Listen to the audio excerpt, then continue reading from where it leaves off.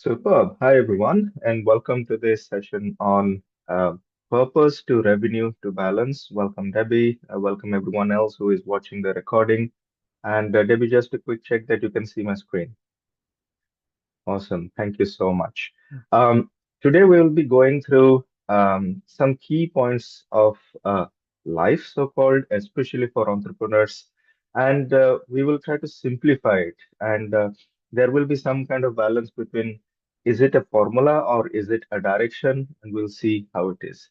In fact, if I had to simplify purpose to revenue to balance, effectively what we are talking about is making life easy, isn't it? Making life easy with a purpose and balance. So it's not easy about not doing anything in life, but easy about having a drive at the same time being balanced. So that we can enjoy life. Fun, peace, good relationships, etc. All these are the parts of taking life to the next level. And when I ask many of my clients, one common word comes is freedom. So it's like you can push a boat on the river. The boat can go on its own, or the boat can be affected by wind and waves and so forth, or you have a big motor that can direct it and so forth. At the end of it, you are in charge, you know where you're going, and that sense of freedom is something that is really, really powerful. In case of business owners, in fact, every business owner starts their business with some reason. Sometimes the reason is value driven. Sometimes the reason is like, I'll show it to my dad kind of thing. We don't know. There are different kinds of reasons behind it. But there are three levels of freedom we talk about with business owners. The first one being you earn at least as much as you were earning in a job. So that way you can move out. The second one is you're earning way more than in the job, but you still have to watch the business. And the third one I call it is the orbit, where you have gone to such a level that you're just doing what you want to do, and the business is automatic, the business is still running, and you are still in charge, but you don't have to be there every day. And thanks to everyone who is with me in this journey. One request is to have a pen and paper or a notepad, or if you are younger, use apps, whichever way you want to, so that you can do small exercises today. And all across, we will be sharing some simple stories, some exercises, and some questions that will be reflective. At the end of it, you will go back with some tools that you can work with. So let's start with the first one. If you could just write down, and I'm going to do it with you here. I got my pen, clipboard, paper, and you don't have to fill it up all right now because these things can take some time. What gives me a sense of purpose in life, in personal life, work life, and elsewhere? And sometimes people ask me, what is elsewhere? I have personal life and I have work life. What is elsewhere? Well, elsewhere could be holiday, elsewhere could be charity, elsewhere could be something that fits both sides or just leave it blank. And what gives a sense of control?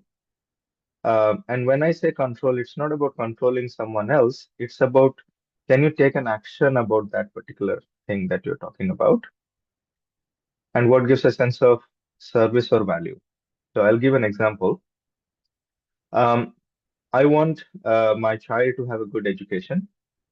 In personal life, that's one of my purposes. So if I do my job right, if I do my stuff right, if I keep my health okay, I can be there for my family. Um, what can I do about it? Control is I show up for school pickups or school functions or family reasons and so forth. Um, if I have to show up first, I should remember that there is something coming up. There are times I used to forget. So now I make it okay, what can I do about this? What can give me control? So let me make a calendar of this and so that I don't mix up times, etc. And it gives me a lot of value that I'm there for my family, I'm there for my child, and so forth. And you can take a screenshot of this. You can pause the video if you're seeing the recording, and I'm happy to share this around as well, so that you can keep it printed. and this can keep changing. What it does in our brain, it pauses and engages the brain in a very, very constructive way, and that takes us to a situation of being in charge, like on the driving seat. I'll pause for maybe 30 seconds if you want to jot something down. Um, you don't need to share right now, and we can come back to this.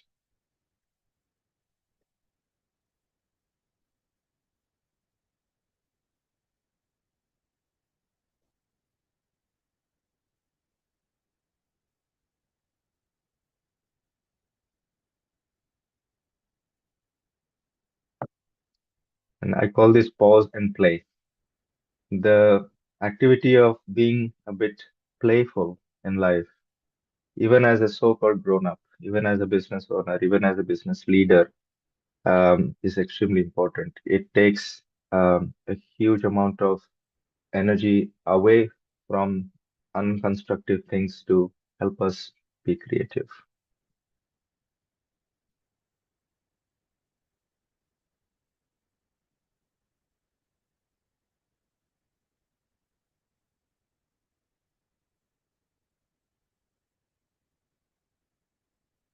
Now, I want us to look at some values. And I've given a lot of examples on the right. So it's not that people have so many values. We are looking at maybe two, three, four. Let's not go beyond that. But sometimes people get confused. I don't know what is my value. And is it like being a good person is a value or something? And so I just shared some examples on the right. Authenticity is a very common value that people mention. Clarity, being inspired, being honest, and being optimistic, having a great work ethic, uh, trust is a value, and so forth. So, and we will come to an exercise in a moment. And here, just make note of some values that come to mind and that say, that's me, or no, no, that's not me, and so forth. I have had team members who mentioned, no, I'm not spiritual, which is accepted, no problem. But there are other people who say, okay, I am spiritual. And some people say, oh, you know what, I'm practical, I'm not an optimist. So that's fine. It's okay. So some things we are, some things we are not. So let it sink in. But while it sinks in, I want next to go to something as insecurities. What are our insecurities? Whether you're a man, woman, you're young, you're old, doesn't matter. And insecurities can be of many kinds, physical, body related, mind related, trust related, money related. If you have time insecurities, I'll give my example. And since childhood, I was told off for not being on time, and so I was punished uh, when I was not on time, whether it was in school and other such places, and it created an insecurity. I'm normally on time, and it creates a feeling in my heart where if I'm delayed, I send a message to people at least saying I am delayed. And if I cannot send a message and I'm still delayed, in the past, it used to make me feel very insecure and out of control. Like, oh my gosh, people must be waiting. I'm delayed, and so forth. We have a client who had no concerns about money because he was very confident about his skill set and he was earning well, balanced, and so forth until his family had a situation and for a specific reason, someone had special needs. And then he said, I need to earn a bit more now. I need to take care of this situation now. And although he was not insecure about money for a long, long time, suddenly he started feeling insecure. Oh, I got to earn a little more because something else has changed, and so forth. Am I good enough is one of the key things that keep coming to our thoughts, even if we are already good enough. Now, while we are looking at values and while we are looking at insecurity, I try to pause and ask people, think what's true. And what I mean to say is sometimes we confuse insecurities with inconvenience. or insecurity that has come because it was not something related to your value, just because, for example, in my case, um, I got an insecurity about time because I was punished so often for not being on time. We know someone who actually helped someone else at school at the gate, but because of which they got late and got told off by the head teacher. And he was like, but I was helping someone, and hence I got delayed, and that too only 5 minutes. But then he was completely confused. If I have to be on time to school, should I not help that person? So there was a conflict going on. You have to think, is it a real insecurity, meaning you feel going towards a sense of, my identity is not clear or my existence is not clear, or is it an inconvenience where, for example, with relation to health and money, it can be very, very serious and very tough to manage. But if it is, in my case, being 5 minutes late, could have been an inconvenience, an insecurity, which has become a little different. At the same time, are they your real values or somebody told that's the right thing to do? So, are you being honest because you like being honest, you feel good being honest, you feel fulfilled being honest, you feel that's really a good thing to do? Or your mother, father, teacher, books said, you know what, you should be honest. And that's why being honest is the right thing to do. When you feel the head and heart aligned, you feel very safe inside, very balanced inside. That means your values are aligning and you're not just doing it because it's the right thing to do. I cross the street in a safe way for a variety of reasons. When I'm with my kid and when I'm by myself, if I have to be there for my family, one of my values is to be there for my family. So I cross safely. I don't rush around. But I could also be doing that because a policeman is watching me and saying, let us see what this guy is up to. Or if I am driving incorrectly and there is a camera, there are people who say I was driving correctly because there is a camera on the street. That's that's not a value. But somebody says I drive safe because I want to keep my family safe, be safe myself, and keep the society safe on the road. That's a value. But if you're doing it because there are cameras, that's like, oh, I got to do the right thing, else I'll get punished. And you move that value to the insecurity, meaning if you have made two columns here, list of my values and list of my insecurities. Hmm, being on time is not really my value. I was being punished. So it's a fear that I have. It's an insecurity that I have. Let me move it. It's not my value, it's my insecurity. But taking care of my family, I'm not worried, I'm not scared or something. It's actually my value. Trust is my value, and so forth. And suddenly, in your list, things will start moving. Right. I'm doing that because my dad told me to do that. Or I'm doing this company because that's the best way to do it, and so forth. But this is the reason many people do jobs which they are not happy with. It pays the bills or a bit more, golden handcuffs, but it can be a simple thing as the dress culture, the value culture, the money culture is not matching with my values. But I'm going to that job every day because the salary is amazing. But every day I go, it's not working fine.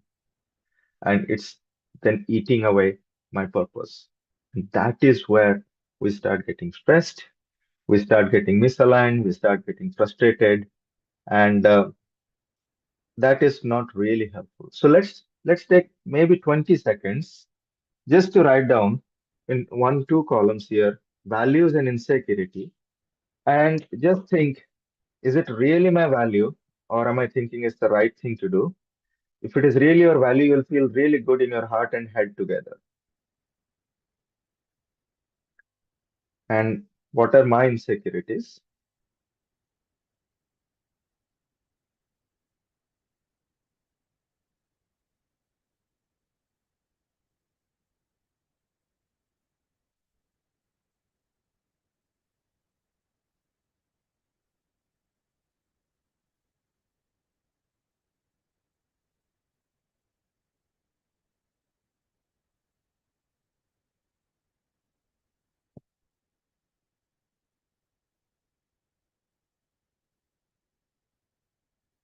Superb. I got some down, and I know this will be an ongoing process to keep the table there so that you can fill it up a bit later. And of course, we have to balance our values versus insecurities. We have to convert insecurities to strength. But on a practical level, these feel like cliche. I mean, we got to have something deeper than this, than just saying, oh, you got to convert your fear to strength and so forth. So let me try to give something which can work slightly as a formula. And I call that CSA. For everything that we do, we are looking for some version of control, some version of safety or security, and some version of acceptance. So in the columns that you made, if you start putting a C or an S or an A or both to the values or insecurity, it will be great. For example, trust. Trust for me, is it a safety thing or is it an acceptance thing? And let's think about it and you think for yourself. Love for family. Is it more for acceptance? People do crazy things for being accepted in their family and among their friends. Or is it more like, no, I mean, that's my value and so forth. So put a C for control. You are in charge of what is happening. S for safety or security. You feel safe. And A for accepted,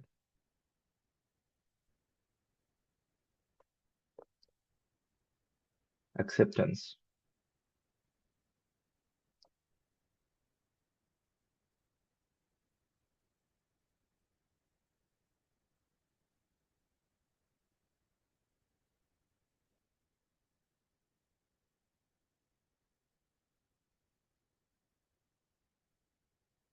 So I'll give a real example again here. Walking with my kid to school, crossing the road, and there is a railway bridge. And she was very young those days. And one of my values is safety for my family and so forth. But when I was crossing that railway bridge, walking to the school, I was very concerned about the road vehicles going at such a high speed. And there is a child.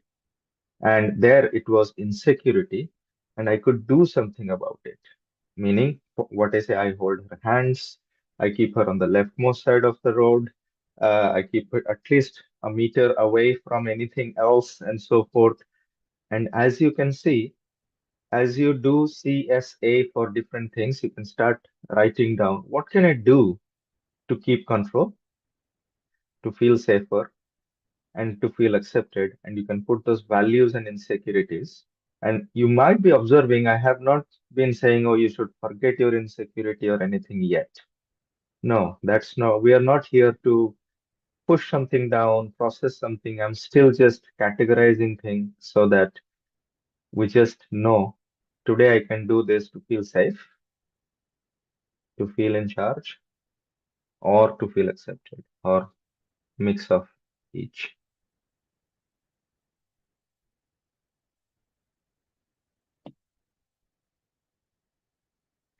Now we will go to something which is into decision making later.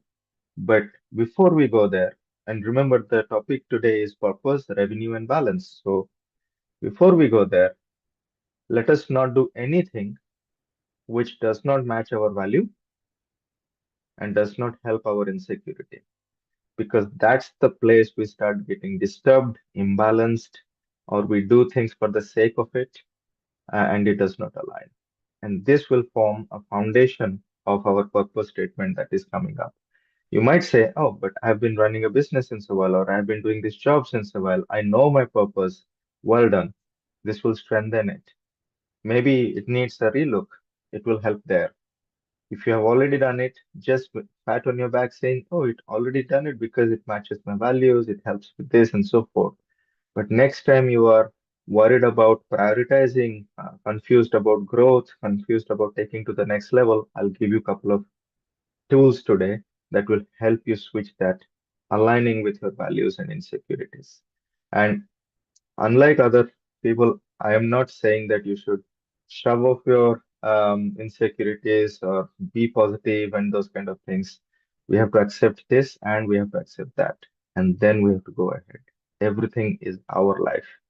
So let's go to the revenue side of things, especially because we are business owners, most of us are. Okay. The revenue formula, there are three steps. Let's start with, because we were talking about values and insecurity, think about what you are good at and love. It could be making cakes, it could be spreadsheets. In fact, on Monday, I was doing a workshop. We had a number of accountants, and I mean, you cannot see such a group of people so much in love with spreadsheets. I cannot believe that. But at the same time, there were also people who wanted to upgrade themselves in technology. Some people are, in fact, from the arts industry, but they're great programmers. So keep a list of what you're good at and you love. Then combine it. Will somebody pay for it? You might be great at making a specific kind of cake, but if people are not ready to pay for it, then we may have a problem. And you will see in this entire workshop, the value side is a bit more on the purpose side. The revenue side is a bit less because so much of material is already available on the revenue side, but we will align it and we'll take it towards the balance side in a moment. The third thing in the revenue formula, I mentioned three things. Can you scale it? There are people who make great jewelry or great art and so forth, but if they cannot scale it to a point, we cannot go to that freedom that we are seeking for, which is where the imbalance is starting to come. Meaning you're doing what you love, it's earning some money, but the moment you look somewhere else, it does not earn money. It has not yet scaled, it has not got automated. So the three things we have to look at. What are you good at? What people would pay for? Normally they pay for a pain faster than a they call it the thing is you people pay for a painkiller faster than a vitamin. So if you're solving their pain and they're able to pay for it, and can you scale it? So again, let's go to an exercise. You will be attracting money as really like a magnet. List down your expertise and passion in the first column. Will people pay for it? Can you scale it? I'll give my example a little bit. There are, and you can create your own examples, of course. Let's say I like speaking, and let's say my voice is really not good, my language is not good, and all those kind of things, but it gives me happiness in my heart. It makes me feel safe. I feel accepted. It's matching with my values. I'm passionate about it. I'm expert in it, but I need to do more in order to improve some things. And I start going and speaking in front of the railway station or some other place. Nobody pays anything. And I have a friend who went and started speaking in church, but not about religion, about cancer awareness and raise funds for the church. And so he went to the place where people wanted to pay. He used his voice to speak, and he decided, I cannot be speaking in front of one person. So on a Sunday morning, outside the church, because inside he did not have permission, and he told it to 50 people. Those 50 people took it to other people. Other people recorded it, scaled it. In fact, the church then hired them for a larger charity and so forth. And he made a career as a public speaker. Small talent, passionate, people need it, people paid for it, you can scale it. In Asia, there was this group of women who were working as initially as housewives, and they used to meet every Sunday and share cooking. They took it to the next level, and one of the largest food industry is owned by women in particular area.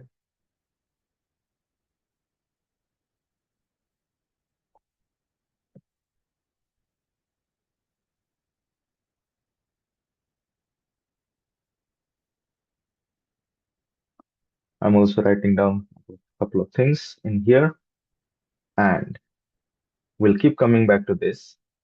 Now, even if all of us know about revenue and some of us know about purpose and value and so forth, we still slip, fail, do mistakes, or just know all these things without doing much, mainly because of this thing, and that's decision making. And it all relates to what are we doing about what we just learned. So what I do is if I go back to this slide, our emotions, which are related to values, help us make decisions which are related directly to revenue, whether it is a job in your case or a business in your case or anything else. Emotions lead to decisions which lead to revenue. So that means there are three things which we can do to accelerate this and not get confused. Act only when your values are matching. So if I have to go to school today to drop my child to school, or if I have to create a new company, or if I have to create a web building company, or something else, right? Maybe a painting, house painting company. Are my values matching? I had a client who was saying, yeah, I have to earn money for safety, and I'm going to go and cut trees or become a laborer or work at a gas station. Are your values matching? Because that might give the money for it. There are many people who do a number of things for that, but if values are not matching, then you cannot keep doing it forever. And here again, are your insecurities being satisfied at least? So I'm not asking you to fight with your insecurity or be. There is this term called toxic positivity. Just keep saying, I'm brave, I'm this, I'm that. No, that's okay. There is a reason why these insecurities were there. Let's say in my case, I was very scared of time. So I should start doing actions where the time insecurity is first satisfied. And then only I would have the safety to move that insecurity to a strength. If I keep fighting, saying that, you know what, I'm not going to be worried about time from now on. It's like giving up an addiction cold turkey. Works for one day, maybe two days, maybe 2 weeks, and then suddenly it comes back.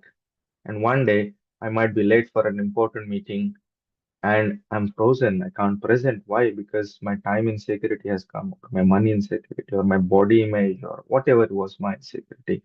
So we should be doing tasks where the values are matching, insecurities are satisfied. And lastly, is it your value? Is it your insecurity? Or is it like, I'm doing this because my kid will feel bad or something of that kind? No, think about yourself. Which one is more you in this action? And that makes it really, really authentic. And then when you connect it with the revenue actions we just discussed as a matching, you will never be confused about making a decision. Even if you're spending a 50,000 a check, 5 million check, that is why there are people who can spend, let's say, 150,000 on a specific decision very calmly. And there are other people who cannot spend 5 quid because that thing has not matched. And when you start being indecisive, it starts affecting decisions, life, salary, revenue, happiness, balance, everything else. That's the connection.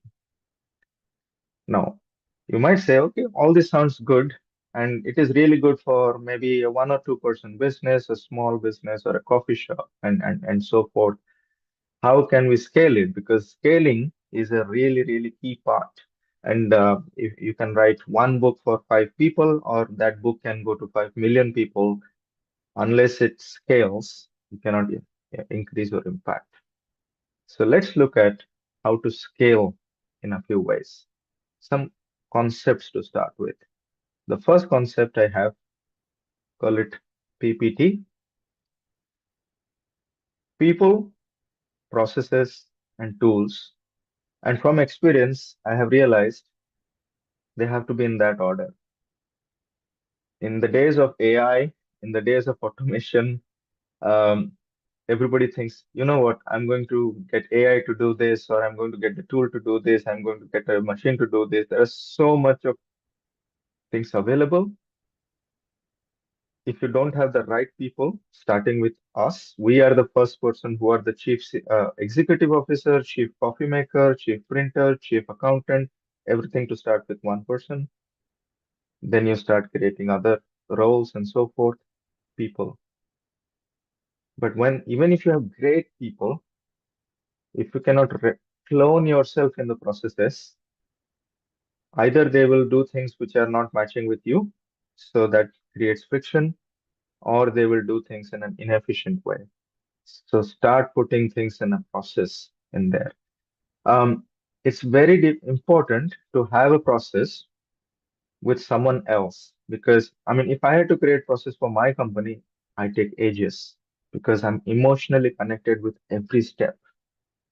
But if you do it with another person, believe me, one of my clients actually sat with his dog and said, "Here, come on, I'm going to tell you about my processes." The dog sat and he started explaining things to the dog, and it could create a space in his head which was not emotionally connected because he was just getting too busy with the details.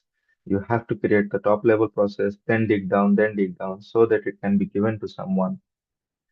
And once you have the process, then you say, should I use Calendly? Should I use this tool? Should I use that tool? Let me check with this person. What tool did you use for that thing? And so forth.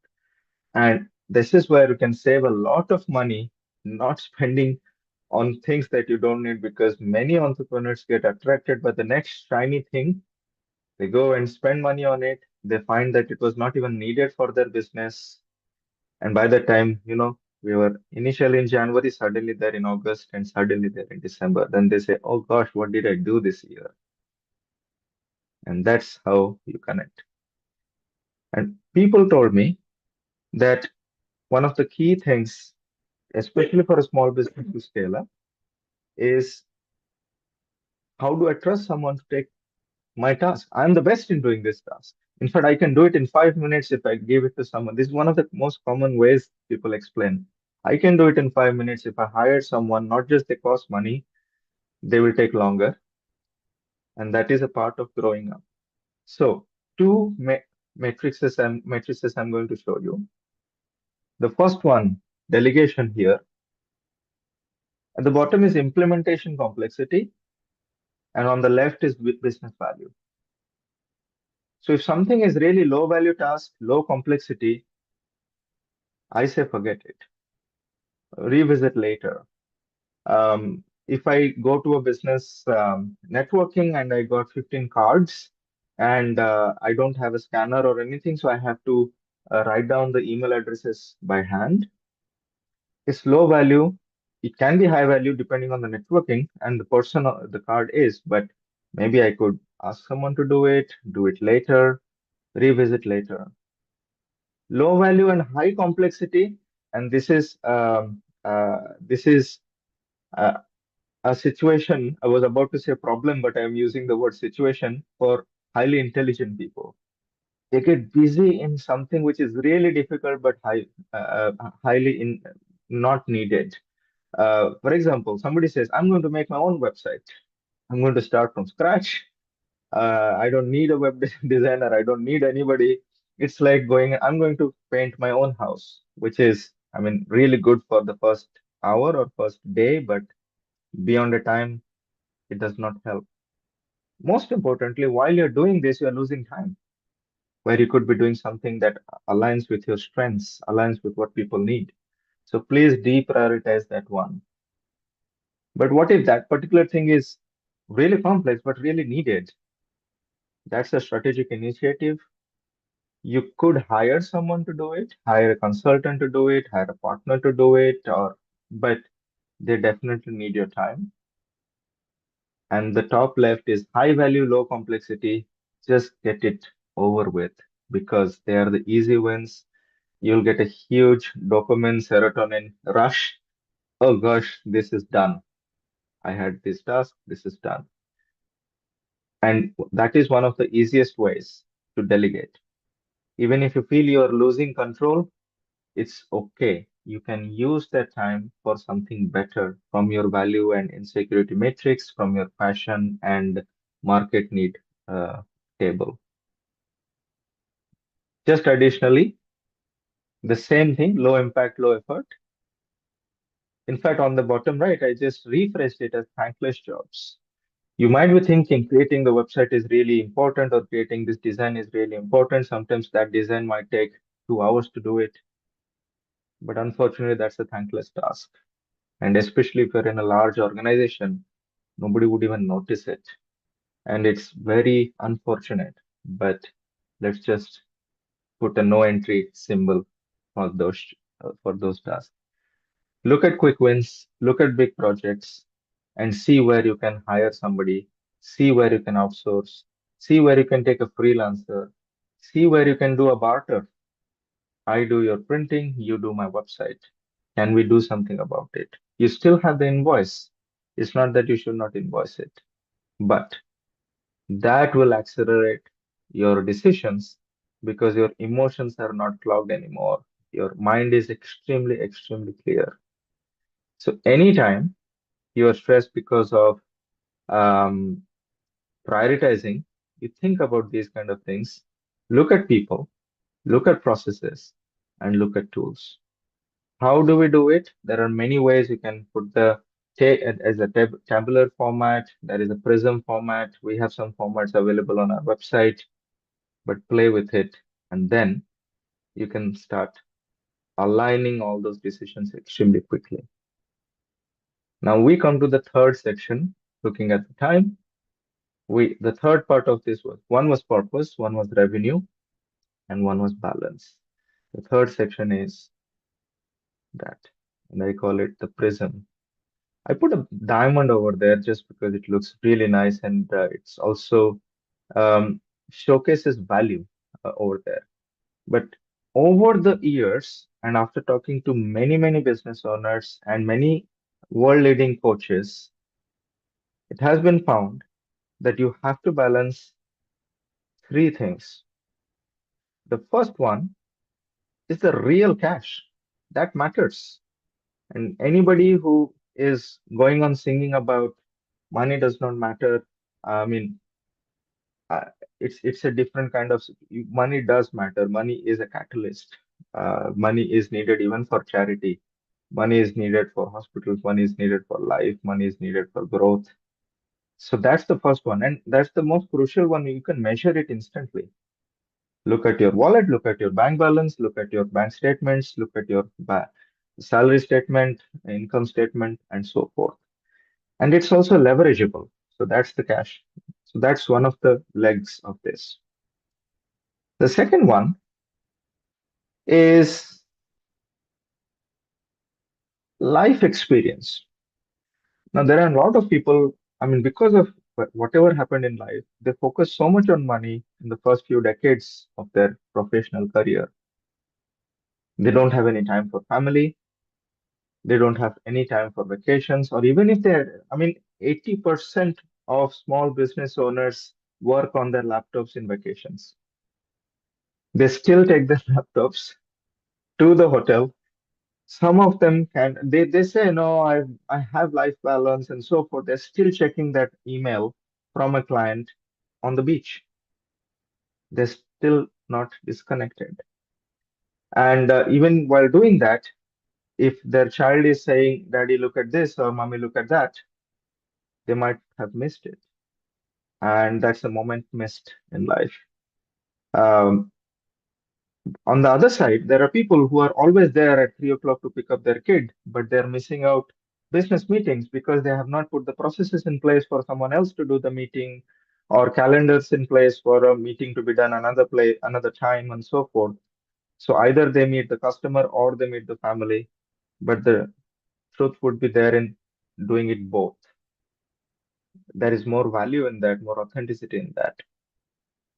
Or you can find people who are constantly at the beach, but their business is not making enough. They might be, I mean, they don't own a house, they own a camper van. They have complete control of their calendar and no control of the accounts. They, in fact, some of them have the fear of numbers as well. They say, you know what, I'm here, one with nature, blah, blah, blah. I get it. Doesn't help in the long run. Now, let's say we find somebody, and there are people who say, my business is perfect and my family life is perfect. Of them, I have found people who have never done anything just for themselves. Their life is all about either their business or job on one side, or family, spouse, children, and so forth on the other side. And in fact, they have a sense of guilt when they do something for themselves. They're like, no, I can't take this day off. Let me check what does my family need me. If my family doesn't need me, let me go to a business networking that day or do something else. But in life, by the time you grow a little more, we find, oh, what did I do for myself? Was it something that I wanted to do for myself? It was, do I needed to, did I need to travel? Do I need to go somewhere and eat something? Do I not need to meditate? Do I need to go somewhere and earn something or learn something and educate myself and so forth? Because that is our intrinsic wealth. So cash is our leverageable wealth. Family life experience is our experiential wealth, and our inner growth is our intrinsic wealth. In fact, experiential wealth is so important. It has been found, and this is why you have seen a growth of huge amount of experiences these days. You cannot buy a Ferrari, but you can always pay for a ticket where you go and drive a Ferrari in a racetrack because people like that experience. You don't need to earn and go and buy a Ferrari if that is one of your goals. If you want to skydive, you can go and start with indoor and think about outdoor. Those are experiences. People are experiencing a number of things for a few days, balancing it with how things are happening with their job or business. And while all this is happening, when you balance it with your own growth, then that trifecta makes it, that prism, very, very stable. You're not constantly balancing, should I take a call from the customer or should I take a call from my family? You have the processes in place, you have the tools in place, you have people in place. And these three things will take your values and purpose, will take the revenue, your passion, market, and scalability, and balance it so that you can then start growing. Now, we have to measure things. So if you're looking at business, again, these are just a few of things. You can take a screenshot, you can always Google it. These days, AI is giving a number of things, but look at revenue growth, look at customer growth, customer retention. I was just talking with a business 3 weeks ago. They're really growing and really doing close to 1 million in business, but they are not looking at retaining customer, not because they don't want to, because they're so busy with everything else. The processes are not set that they don't have the headspace to come out and say, what about my existing customers? Profit margin, it's like driving blind if you don't look at cost drivers and revenue drivers. Many times they say, my accountant will look at it. Your accountant is not working on your behalf. You are working on your behalf. Your accountant is working on the accounting perspective, but strategically, there are so many things that can be changed. And a small tweak can give a very nice result. At the same time, a small miss can give a big loss. So why not keep our eyes on that? Partnerships, collaboration, networking, growing the team without hiring. Also, you can grow using freelancing, using bartering, using partnerships. Relative to situations, new products, new services, social media, reviews, net promoter scores. Now, that was the business side of things. What am I growing with? Am I improving my skills as a founder, the owner themselves? The value of the founder is the number of people they know. And I call it this way, number of people who will still pick up your phone with a smile. because I mean, I can all there was a joke. I know Elon Musk, but he doesn't know me, right? So how many people do I know who are still valuing my relationship and they will pick up the phone when Jeev is calling and when the founder is calling?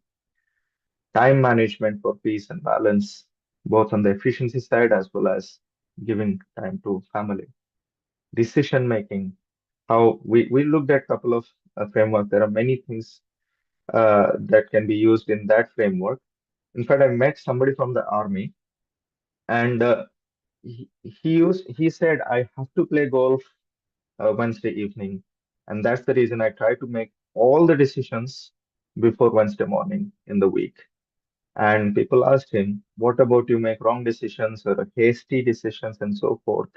And he says, "In that case, I do another decision. I correct myself and I do something else so that I can, but I don't stay in an indecisive state." I mean, there are other examples about mentoring, coaching, public speaking. Personal branding is a big thing. We are all running a business so that we are known for what we are doing. When people search for this thing, they have to find our name quickly in a nice way. Balancing life, adaptability, etc. This is why people go and do triathlons because it is, I mean, for some people, they will say, why are you really doing such a difficult thing? But for them, it matters so much. And that is what is giving them happiness. Life experience, health, fitness, travel, exploration. Many small business owners say, I used to travel so much as part of my corporate role, and now that I'm running my this business, I have never have time to go and go to this place. And even if I book a hotel, I book the lowest hotel because my it's my company paying for it and so forth. If we start balancing purpose with revenue, with people, processes, and tools, you can always book the best hotels for, even if your company is paying for it. And there are ways to do it. So if travel, if exploration is your thing, go do it. If cooking is your thing, go do it. If painting is your thing, go do it. If meditating is your thing, go do it. But you have to do it for yourself. Personal development, relationships, mental well-being, and so forth. These days, we have a different kind of problem. We have too many tools. That's the other kind. I mean, 20, 30 years ago, it will be like, can you tell me a new way to do it? And we, okay, here is a way to do it. These days, there are so many ways to do it and so many technical tools that are available, including we have an app, we have a habit tracker app. We call it ME for me. And ME stands for mind and emotions. But I call it me because all change starts with me, the individual. I change myself. But here on the process and tool side, you have a huge amount of tools available. On purpose, I made it small because I'm not endorsing you should use that tool or this tool. If you ask me, I'll give you a solution specific to your situation, but there are tools available. Nearly 80% of them are no cost or low cost. So they don't cost a fortune. And in business, you can look at huge amount of sections to improve on. And of course, this is the usual wheel of life, one of the core components of any kind of coaching where you see different aspects of your life. What we do, just to say very briefly, is we just score ourselves on different aspects. I start with four, by the way. In this case, there are more than four, but four is enough to start with. Let's say family, work, health, etc. And let's say I'm 5 out of 10 for family and 8 out of 10 in work and so forth. 10 out of 10 doesn't mean it's the best. It simply means where do you score right now? And then when you join it, it's never a perfect circle. And if this was a wheel in your car, the ride is wonky. What we are looking for is not 10 out of 10. What we are looking for is can we be 6 in every area or 8 in every area? Or if I'm already 8 at an work area, can I then slow down on that and improve my family part of it so that I go to 8? And slowly all of them become 8. The moment you reach all of them 8, change your goals so that then you expand again. Because if you are answering 10 out of 10 in everything, two issues. Either you're Superman or Superwoman, doing everything great, or you have not challenged enough. It is an easy thing. So just increase your goals after that so it can take you to the next level. So effectively, the final house and vows. The reason I said vows, it's a promise to ourselves. So let us look whenever we are doing an action, let us look, is my value matching? Is my insecurity being satisfied? And then you will start flowing with the river of life way faster because all the frustrations start when things get disconnected. On the money side, is your passion matching with what people need, what the market needs, and can you scale it? On the balance side, is your leverageable wealth, things that you do to earn actual cash, is your experiential wealth and your intrinsic wealth matching at that prism? And the fourth step is rinse and repeat so that you can keep on doing the same thing again and again and keep improving. And this will create, it will create, help create a purpose statement. The reason I request everybody to take time to create this purpose statement is because you can combine the values and insecurities. You can combine your passion, what market needs, and scalability, and you can combine what you want in balance so that every day you have a compass to make a decision. You get confused, you know exactly what to do. And that's where I was giving an example where things go wrong, people are calm. Why? They're clear about where they're going. Things go right, people are still calm and balanced and growing. They are measuring their processes.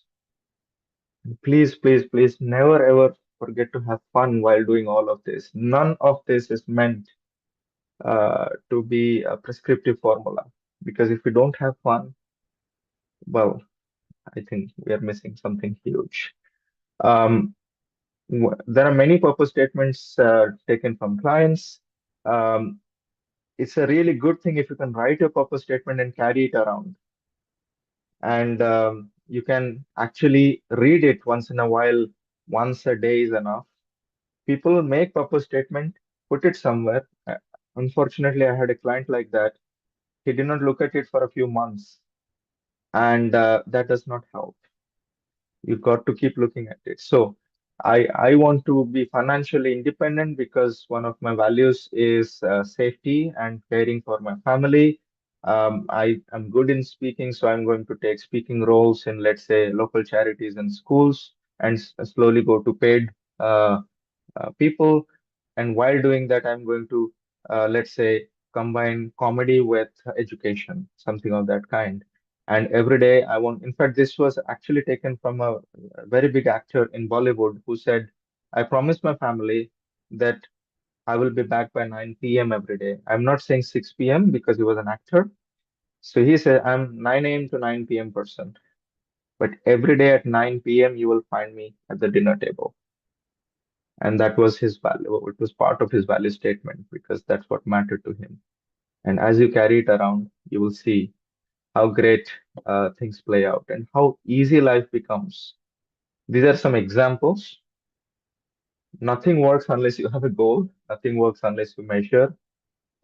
This is not your or my values and goals, just an example that you can carry around again. But unless you have that, it's not helpful. So we looked at purpose, we looked at revenue, we looked at balance, the core frameworks. Uh, each of them can be further expanded depending on people's needs. If it is an education company, different kind of things. If it is a printing company, different kind of things. If it is a crypto company, that's a different kind of things. If it is a elderly person, different kind of approach. If it is a young person, different kind of approach, and so forth. So yeah, we do group sessions to go deeper into this to help with this tools, processes, mapping it and accelerating it, having accountability. I do that one-to-one whenever people are interested. Many times people do the group sessions for a few months and then say, you know what, I have something else to talk about. Could we do something one-to-one? And for those who want to always be self-driven, we also do a business accelerator where people can self-learn with lifetime access. And all these things are constantly updated because life is constantly changing. I hope you all liked it.